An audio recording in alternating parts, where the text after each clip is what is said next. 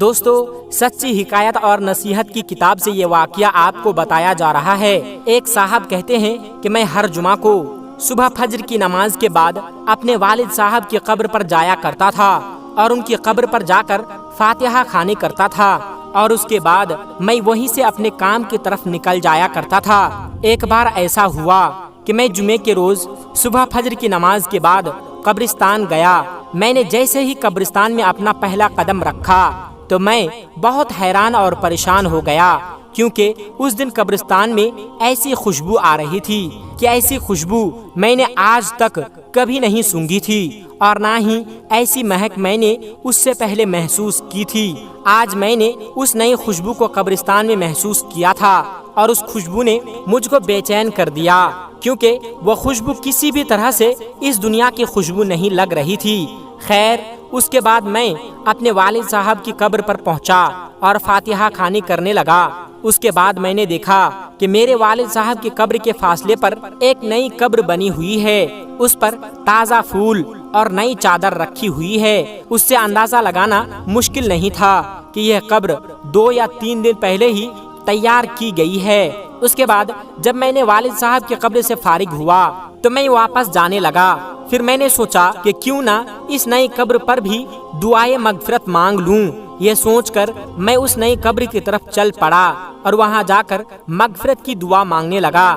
دعا کے دوران میں نے محسوس کیا کہ جو خوشبو میں نے قبرستان میں داخل ہوتے وقت محسوس کی تھی وہ خوشبو اس قبر سے آ رہی تھی۔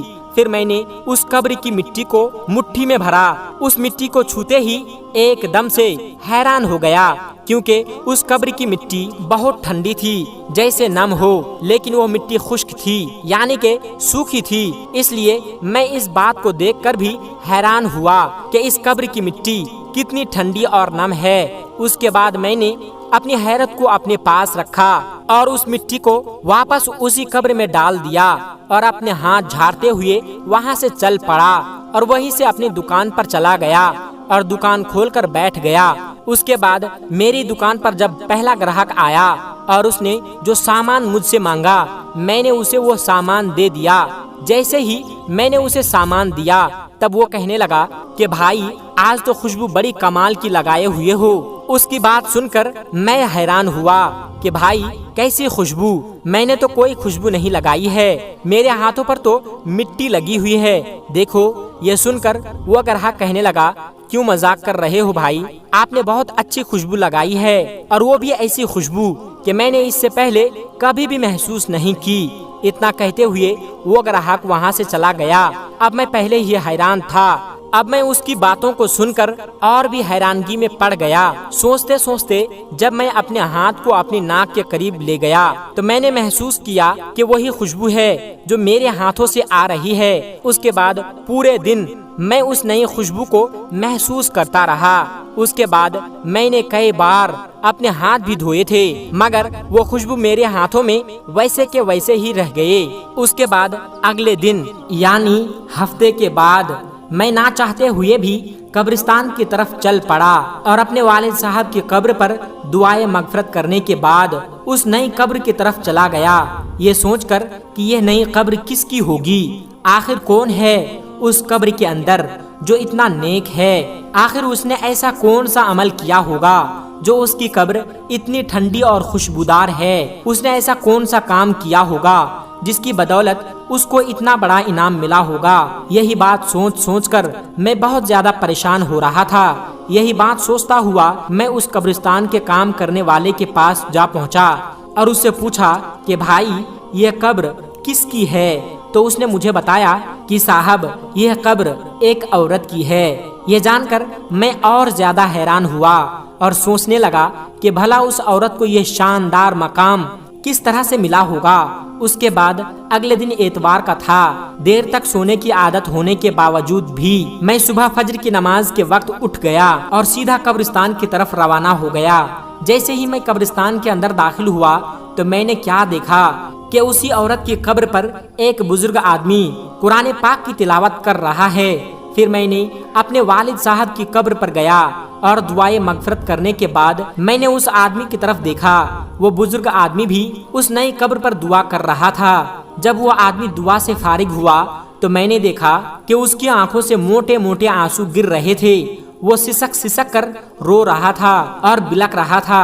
میں نے یہ سوچا کہ اس آدمی کو اس قبر میں سونے والی عورت سے بہت زیادہ محبت رہی ہوگی، تبھی تو یہ اس کی جدائی کو برداشت نہیں کر رہا ہے، اس کی جدائی کے غم میں سسک سسک کر رو رہا ہے۔ میں نے دیکھا کہ وہ بزرگ آدمی دعا سے فارغ ہو کر وہاں سے جانے لگا۔ جیسے ہی وہ وہاں سے جانے لگا تو میں نے اس کو آواز لگائی کہ جناب ایک بات سنیے، بس تھوڑی دیر کے لیے آپ میری بات کو سن لیجئے۔ میں معافی چاہتا ہوں، میں نے آپ کو تکلیف دی، مگر میں آپ سے ایک بات پوچھنا چاہتا ہوں، اگر آپ برا نہ مانے تو میں آپ سے پوچھ لوں؟ تو بزرگ کہنے لگے کہ اس میں برا ماننے والی کون سی بات ہے، پوچھئے آپ کیا پوچھنا چاہتے ہیں۔ انہوں نے نہایت ہی ادب اور محبت کے ساتھ جواب دیا۔ میں نے کہا جی شکریہ آپ کا۔ میں نے کہا کہ ابھی آپ جس قبر پر دعا مانگ رہے تھے یہ قبر کس کی ہے؟ اگر آپ مناسب سمجھے تو بتا دیجئے۔ تو وہ بزرگ کہنے لگے کہ جی آپ یہ کیوں پوچھ رہے ہیں؟ تو میں نے کہا کہ دراصل اس قبر سے آنے والی خوشبو نے مجھے بے چین کر دیا ہے۔ اس قبر کی ایسی خوشبو میں نے آج تک کہیں پر بھی دوسری اور محسوس نہیں کی۔ مجھے یہ خوشبو اس دنیا کی نہیں لگتی ہے۔ میں آپ سے یہ کہنا چاہتا ہوں کہ صاحب قبر نے ایسا کون سا عمل کیا ہے جس کی وجہ سے یہ مقام ملا ہے کہ اس کی قبر بہت ہی ٹھنڈی اور خوشبودار ہے۔ یہ سن کر اس بزرگ نے ٹھنڈی آہ بھری اور کہنے لگے کہ قبر ٹھنڈی اور خوشبودار کیوں نہ ہوگی، اس نے اللہ کو راضی ہی اس طرح سے کیا ہے۔ جی میں یہی تو جاننا چاہتا ہوں کہ اس نے ایسا کون سا عمل کیا ہے، ایسا کون سا کام کیا ہے جس سے اس کو یہ انعام ملا ہے۔ تو وہ بزرگ کہنے لگے کہ یہ میری بیوی کی قبر ہے، 30 سال کا ہمارا ساتھ رہا ہے۔ میں 4 بہنوں کا ایک لوتا بھائی ہوں۔ میری بہنوں اور میری ماں کو میرا صحرا دیکھنے کا بہت شوق تھا۔ جیسے ہی میں کسی کام پر لگا تو انہوں نے چاند جیسی دلہن تلاش کرنی شروع کر دی۔ پھر کچھ ہی دنوں میں لڑکی بھی ڈھونڈ نکالی اور اس کے ساتھ میری شادی کروا دی۔ میری ماں اور میری بہن اپنی ارمان دل کھول کر پورے کیے۔ اس کے بعد شادی کی پہلی رات ہی میں نے اس کا گھونگھٹ اٹھانے سے پہلے ہی اپنی پگ اس کے قدموں میں رکھ دی اور صاف صاف الفاظ میں اس کو بتا دیا کہ آپ مجھے معاف کر دو، میں آپ کا حق ادا نہیں کر سکتا، میں اس لائق نہیں ہوں کہ میں آپ کی خواہش کو پوری کر سکوں۔ یعنی کہ میں نے اس کو صاف صاف بتا دیا کہ میں ایک نامرد انسان ہوں، میں شادی نہیں کرنا چاہتا، مگر میں اپنی ماں اور بہنوں کی خوشی کے خاطر خود غرض بن گیا اور صرف اس کی خواہش کے لیے آپ سے شادی کی ہے۔ اب اگر آپ چاہو تو مجھے چھوڑ کر جا سکتی ہو۔ یہ سن کر میری بیوی نے میری پگ اٹھائی اور واپس میرے سر کے اوپر رکھ دی، پھر کہا کہ آپ جیسے بھی ہو، آپ میرے سہاگ ہو، میرا نصیب ہو، مجھے اب آپ کے ساتھ ہی رہنا ہے۔ اس دن کے بعد اللہ کی اس بندی نے میرے ساتھ 30 سال کا وقت گزار دیا، میرے گھر والوں کی ہر کڑوی بات کو برداشت کیا، بانجھ ہونے کے تانے سنے، مگر میرا پردہ رکھا۔